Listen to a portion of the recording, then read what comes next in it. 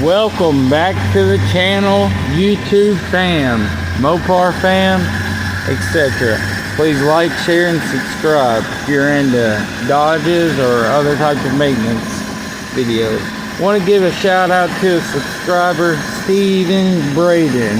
He told me to grab a piece of wood like this when you got a tick, stick it up to your ear, and that'll let you know where your tick's coming from. Great call, Steve. I stuck it to the block. I heard the piston and stuff working perfectly. Stuck it over here on the transmission, the flex plate. On a manual transmission, it's called a flywheel, but on an automatic, it's a flex plate. So yeah, that's what we got in this Caravan. We got a broken flex plate making a knocking noise. No spark knock, no issues. Shout out Steve Braden. Good call.